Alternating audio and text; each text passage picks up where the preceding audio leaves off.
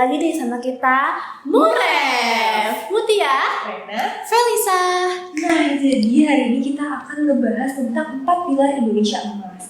Tapi kalau misalnya kita bahas semuanya nggak bakal cukup kayak waktunya.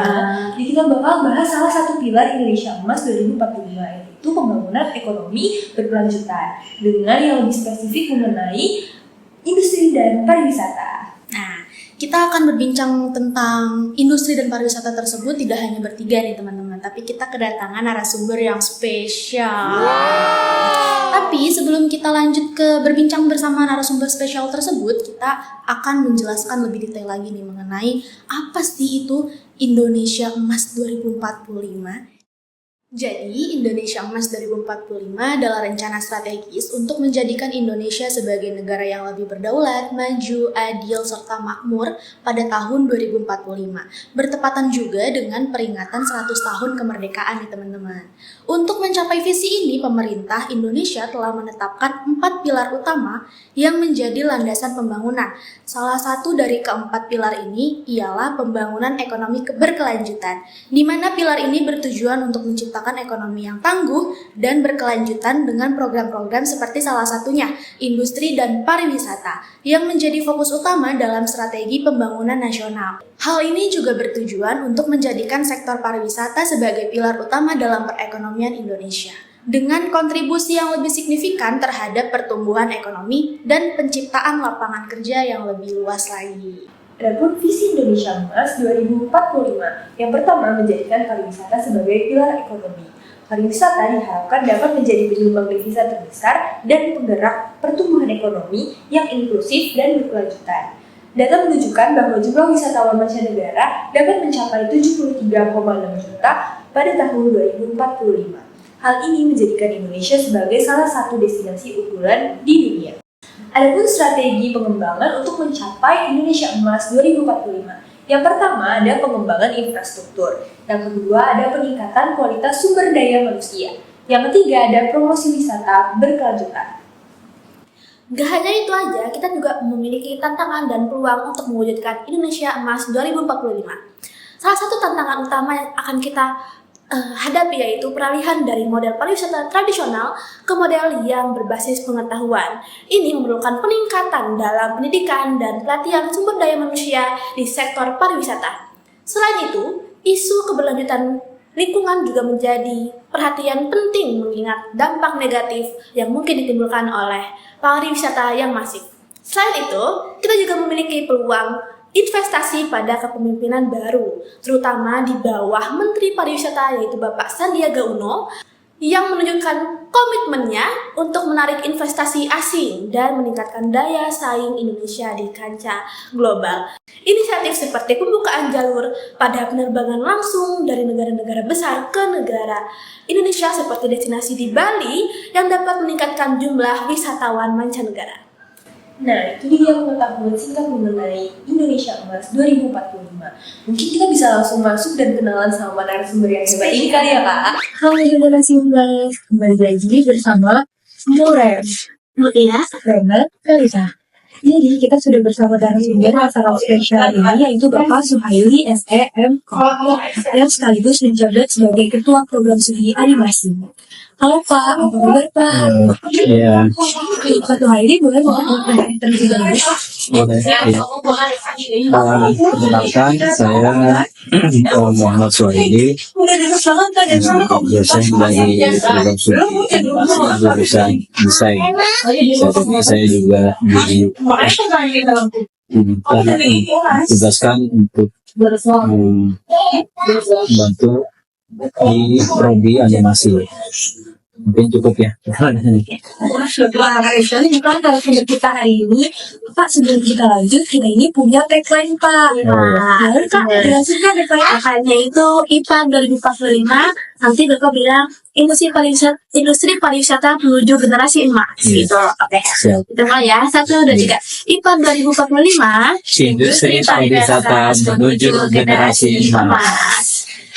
Nah, untuk mempersingkat waktu, saya izin langsung masuk ke pembahasan kita hari ini ya Pak. Jadi, salah satu dari 4 pilar Indonesia Emas tahun 2045 itu kan ada pembangunan ekonomi dan berkelanjutan. Di sektor industri pariwisata, apakah ada keselarasan mengenai Bapak untuk industri kreatif kita gitu. Apakah ada keselarasan gitu? Ada, ya tadi apa namanya industri pariwisata ini juga menjadi tadi diversifikasi ini ya ekonomi. Ya, jadi kita tidak apa alternatif ekonomi lain ya pendapatan lain dari pariwisata. Nah, saat ini kan pariwisata kita juga ini ya katakanlah penyebarannya masih kurang gitu ya.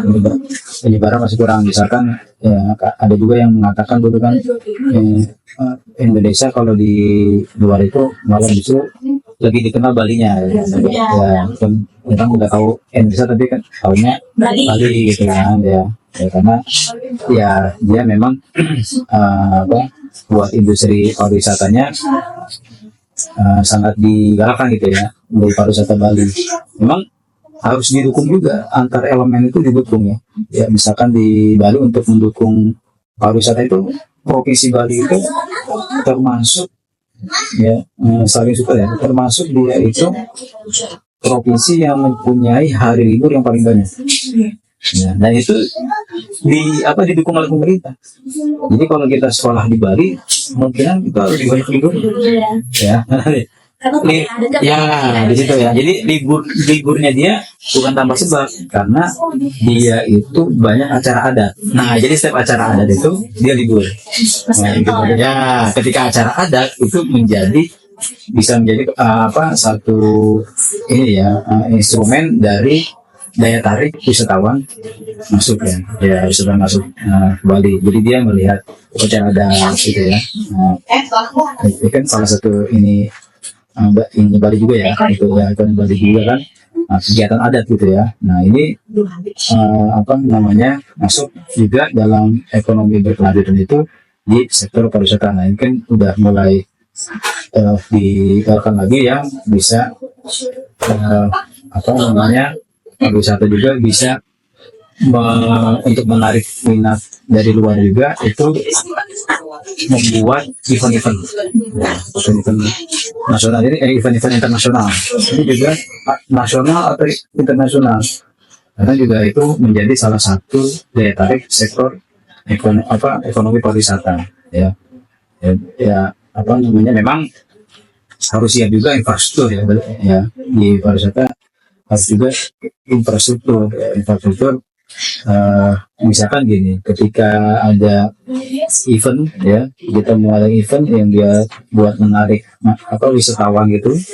Nah suatu ditentukan juga daerahnya gitu, daerah yang siap mana, kesiapannya tadi infrastrukturnya. Ketika ada event orang berdatangan di daerah tersebut, sudah siap belum infrastruktur, misalkan buat akomodasinya ya, misalkan kayak penginapannya, itu kan harus dipikirkan ya. Makanya kayak event-event gitu ya, karena event PON gitu nasional ya, itu kan jadi pertimbangan event nasional ketika dia kan biasanya ini ya pindah-pindah ya, pada ini pindah-pindah semana, dilihat kesiapan di daerahnya itu, ini penginapan itu juga ini, kalau enggak terusnya selain penginapan juga misalkan venue-nya ya, venue ya olahraganya itu kan lengkap nggak gitu.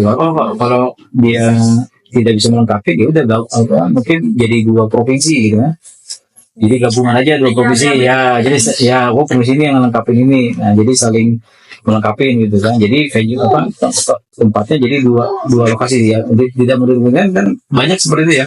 Event-event nasional itu tidak satu provinsi tapi 2 provinsi, karena satu provinsi kadang ya tidak juga mencukupi untuk ya infrastrukturnya itu. Nah jadi memang harus disupport juga ya industri pariwisata di bagian infrastrukturnya ya. Infrastrukturnya tetap itu yang mungkin ramah lingkungan gitu ya, infrastruktur ramah lingkungan juga ramah ya inilah ya dapat memenuhi kebutuhan dari wisatawan itu. Apa namanya, di situ juga nanti didukung ketika berkembangnya ekonomi yang pariwisata itu juga yang tidak kalah pentingnya itu adalah aksesnya. Aksesnya. Kadang akses ini menjadi juga sangat urgen ya. Ketika faktor utama juga. Ketika ada ya mungkin masih banyak ya titik spot-spot yang bisa diekspor menjadi titik menjadi wisata baru gitu ya, tempat wisata baru ya. Cuman kadang aksesnya ini yang sulit dijangkau ya. Nah ini kadang yang jadi kurang berkembang pariwisatanya. Contoh ya, di ujung kulon sebenarnya itu bisa dia tarik sendiri juga wisatawan. Kita mau melihat banteng, masih ada di ujung kulon itu. Yang nggak sudah jauh-jauh ya dari sini ya. Di ujung kulon itu masih ada banteng ujung kulon yang khas ujung kulon. Kalau badak emang sulit ya, badak sulit ya. Misalnya masih ada lah yang masih bisa juga. Cuman akses ke situnya kalau jalan darat itu ya dari ujung kulonnya sendiri ya, langsung itu katanya makan waktu mungkin 3 jam atau lebih mungkin ya. Itu akses darat dan itu mobil biasa mungkin ya nggak tahu bisa apa enggak gitu ya, karena hutan kan. Nah salah satu akses yang gampang pakai perahu. Jadi perahu itu langsung bisa. Ya, nah itu mungkin itu salah satu urgensinya ini ya, akses ya. Nah nanti tinggal bisa mungkin didukung oleh ekonomi digitalnya ya. Digitalnya mungkin lebih ke akses informasinya itu kan, itu juga penting buat supporting di pariwisata gitu ya.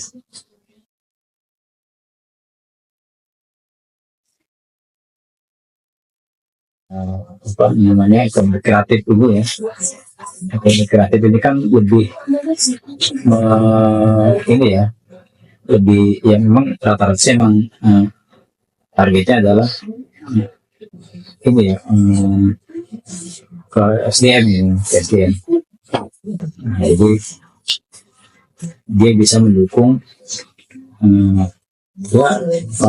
ekonomi pariwisata yang saling mendukung.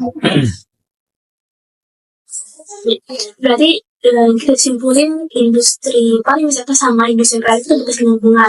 Kayak misalnya kalau di kreatifnya walaupun pariwisatanya sudah menunjang, sudah istilahnya akumulasinya sudah lengkap, tapi bisa didukung dengan industri kreatif yang bisa membuat event, bikin kayak ekonomi digitalnya kita kembangin lagi untuk mengembangkan informasi kayak gitu kali ya Pak ya. Yes. Selanjutnya untuk pertanyaan ketiga. Pertanyaan ketiga ini kira-kira menurut Bapak apa ada keuntungan yang bisa kita dapatkan sebagai industri kreatif dalam Piala Indonesia Emas 2045? Iya. Jadi keuntungan yang didapatkan dari industri kreatif ya, dari salah satu pilar Indonesia Emas ya tentu ya, karena memang dalam konsep dari ekonomi berkelanjutan salah satunya adalah pembangunan industri berbasis teknologi dan inovasi. Nah ini industri kreatif ini bisa masuk di sini ya. Jadi karena dia karena kreatif ya dia harus berani bersaing juga di teknologinya, di inovasinya. Nah, kreatif ini menjadi juga diversifikasi ekonomi di Indonesia, karena sektor ini juga jarang, maksudnya menjadi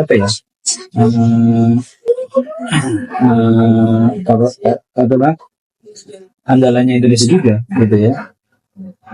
Karena dilihat dari negara-negara lain mungkin masih bisa bersaing gitu dalam industri kreatif ya. Di industri kreatif masih kita bersaing, misalkan di Jogja, di seni Jogja, di Bali itu kan orang itu berkunjung wisatanya itu karena apa? Karena melihat mungkin seninya gitu. Kalau itu kan ya bukan seninya kan, kreatifnya ya. Pokoknya rata-rata daerah-daerah yang potensial wisata itu seninya berkembang. Ya. Bali, Jogja, potensial wisata gitu. Nah, seninya maju, ya. Seninya maju, tinggal kita berinovasi ya. Nah, tantangannya memang persaingan dengan negara lain gitu ya, negara-negara berkembang. Memang teknologi kita memang ya mungkin masih masuk inilah kembang, tapi ketika kita di sininya ya, sehingga mungkin masih bisa bersaing gitu ya, bisa bersaing karena di sini itu kita mempunyai ciri khas sendiri gitu ya, misalkan batik gitu kan, punya ciri khas sendiri, mungkin apa namanya lukisan ya, itu kan masuk ke kreatif. Sangat mendukung di 4 pilar ini ya, industri kreatif. Dan yang kita lihat beberapa wisatawan mancanegara, katakanlah ya, wisatawan mancanegara itu memang salah satu menjadi daya tarik ya, selain produk dari sini itu sendiri, misalkan dia mau industri jasa seninya itu ya mungkin masih tergolong bisa meminimalisir biaya tenaga kerja gitu ya, biaya tenaga kerja. Nah, disinilah berkembangnya digital, bisa kita bersaing di digitalnya ini. Kenapa gini? Di negara lain gitu ya, katakanlah jasa orang untuk katakanlah orang kreatif gitu ya, mungkin kalau dia di negara tersebut ya mungkin biayanya tinggi gitu. Karena apa? Karena dia melihat kayak ini ya, UMP-nya lah, UMR-nya lah ya. UMR-nya kan dari sana tinggi ya. UMR itu lihat apa? Dari biaya hidup.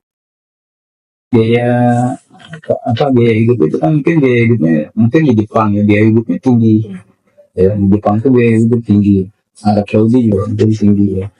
Mungkin gajinya tinggi tapi biaya hidupnya tinggi. Gitu kan. Beda dengan di Indonesia gitu. Biaya hidupnya ya masih standar ya.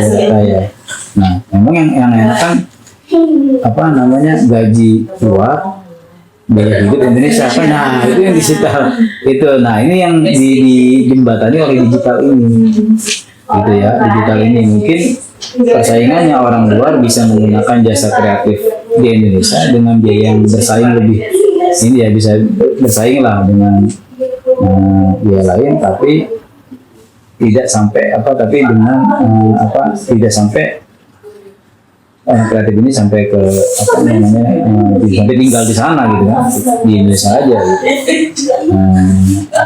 Itu yang kreatif digital ya, ekonomi kreatif digital gitu. Nah, itu udah banyak seperti itu ya, kita banyak menerima misalkan pekerjaan dari luar tapi kita kerjakan di Indonesia, itu kan akan lebih bagus seperti itu persaingannya ya. Jadi lebih terbuka dengan adanya akses digital ini, akses informasi ini gitu. Nah, ini bisa didukung, jadinya tidak ada biaya pajak mungkin bisa ditekan gitu. Biaya pajak, biaya mungkin operasional lain misalnya kalau sampai sana, kecuali ya barang ya, karya seni, barang-barang mungkin berbeda lagi ya, misalkan ukiran kayu, ukiran batu gitu ya, itu memang harus dibawa ya, harus dikirim gitu ya. Nah, memang nanti persaingannya lagi sudah masuk AI. Ya, AI yang mana AI itu dia meniru keahlian seseorang. Ya, katakanlah sekarang industri kreatif misalkan konsep art gitu ya, konsep art ya. Oke, konsep art itu kan orang buat konsep art misalkan karakter gitu kan, mungkin agak mungkin biayanya tinggi ya. Kalau sekarang gua lebih murah pak, udah pakai ini aja, pakai AI aja, mau karakternya mau apa nanti jadi AI gitu kan. Ya, nah inilah yang menjadi tantangan industri kreatif kita ya, tapi ya begini ya, bisa ada orang kreatif itu yang bisa digantikan, ada orang kreatif itu maksudnya ada orang kreatif itu yang bisa digantikan dengan teknologi, ada orang kreatif itu yang tidak bisa digantikan oleh teknologi. Siapa dia? Orang kreatif yang bisa digantikan teknologi adalah orang dia tidak mau berinovasi. Kreatif cuman dia tidak ada inovasinya, nggak mau berkembang ya. Jadi ya udah, nah ini bisa digantikan teknologi gitu kan, nggak ada inovasinya. Tapi kalau orang kreatif dia punya inovasi ya, berkembang ya, minimal kan tadi tiap produknya itu ada inovasi. Ini sekarang ini sekarang lagi ininya apa, jadi dia terus berkembang ya, menggali sumber-sumber lain, dia mencari sumber referensi lain, jadi dia punya. Nah ini nggak bisa digantikan oleh teknologi gitu ya. Nah, jadi tetap harus kreatif ya, kreatif terus berinovasi ya, jadinya lebih cepat ya. Kreatif itu ya udah kejar-kejaran sama teknologi juga gitu ya. Nah, jadi harus lebih cepat dari teknologi. Jadi intinya tuh kita bisa mengakuisisi bagian ekonomi digitalnya untuk bersaing juga sama negara-negara lain, walaupun tantangan kita tadi kita harus bersaing juga sama teknologi yaitu AI kayak gitu kali ya Pak. Iya. Ya, tadi kan Bapak juga udah bilang tentang tantangan yang ada seperti adanya AI, persaingan yang banyak di luar negeri. Nah, pasti kan juga ada peluang nih untuk kami menghadapi Indonesia Emas, khususnya pada bidang pariwisata. Dan apa sih Pak tips dari Bapak biar generasi kami ini bisa melewati tantangan dari 4 pilar Indonesia Emas 2045 ini Pak? Ya. Tips buat generasi kami. Ya. Ya. Apa ya? Jadi ada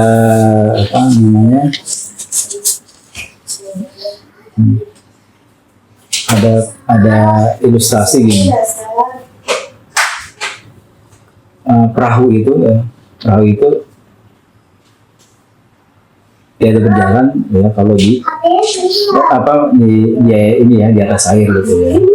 Nah, jadi ilustrasinya itu setiap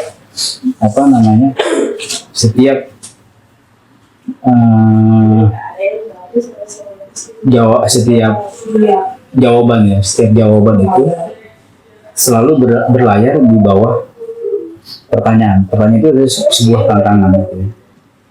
Jadi setiap tantangan tentu kita harus merespon dengan ada jawabannya gitu. Ada solusinya. Jadi setiap solusi itu ya selalu berlayar di bawah tantangan gitu ya. Setiap solusi. Nah, jadi yang jadi masalah adalah di kaum mudanya itu tinggal di masalah di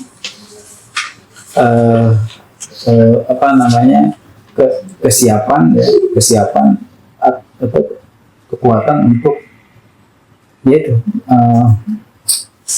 berlayar dari solusinya itu ya. Mental kitanya gitu ya Pak. Ya mengejar. Jadi gini, ketika ada tantangan ya udah gitu ya, ada tantangan ya, ketika satu solusi tidak bisa satu solusi ya tidak menjawab, harus mencari lagi, tidak menyerah di situ gitu. Dia harus cari yang yang lainnya lagi ya. Makanya apa ya, dalam mencari solusinya juga ya. Nah ini juga dalam kita mencari dan menjalankan solusinya ya. Solusi itu tidak hanya dicari tapi juga kita dijalankan. Tapi dalam menjalankannya itu, ya, dalam menjalankan itu kita juga harus mempunyai apa ya, flow itu harus ya aliran ya. Nah alirannya itu aliran yang perencanaan, bukan aliran ya. Aliran di sini maksudnya adalah aliran perencanaan. Aliran perencanaan maksudnya apa? Kita harus mempertimbangkan segala risiko. Contoh misalkan gini ya, misalnya gini, kita dari kampus ya, mau pulang ke rumah gitu ya, mau pulang ke rumah sore-sore gitu ya. Sebelum kita jalan pulang ke rumah, ya rumahnya mungkin jaraknya sekitar 15 kilo ya, jaraknya sekitar 15 kilo. Sebelum kita jalan ke rumah, kita harus merencanakan dulu. Oh, saya biar cepat sampai rumah, saya lewatnya lewat mana nih? Oh, kalau naik kendaraan, berarti saya lewatnya yang lebih cepat adalah lewat sini. Udah direncanain. Nah, tapi kita juga tidak hanya satu rencana.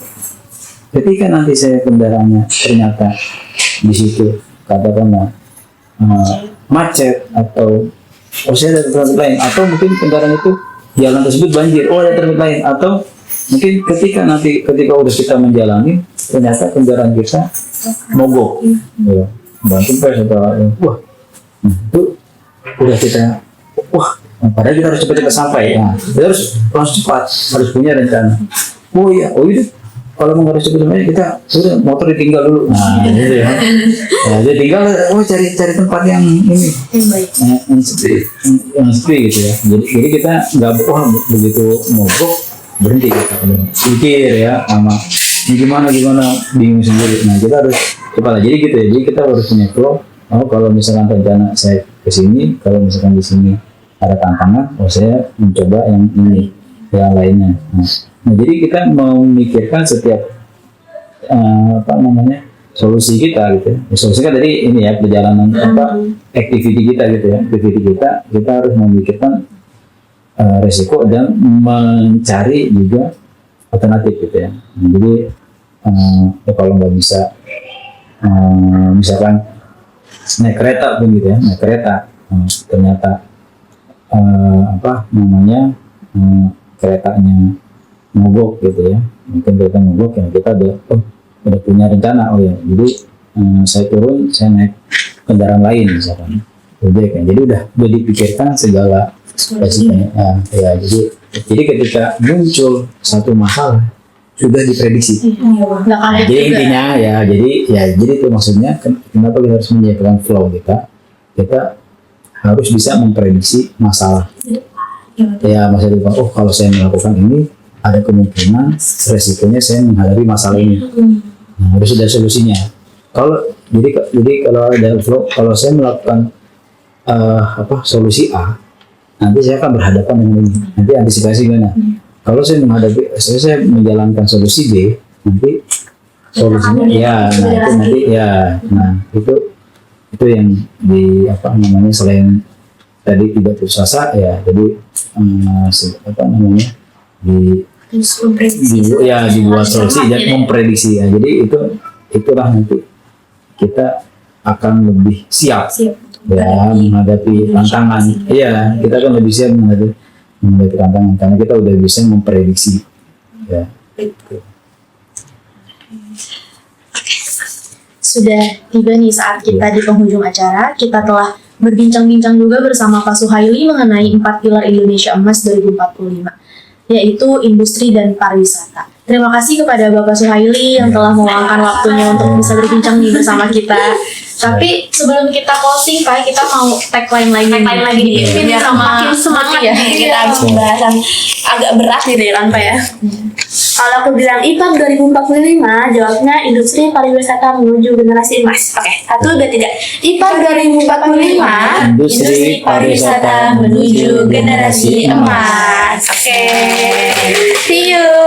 Terima kasih ya Pak. Makasih banyak.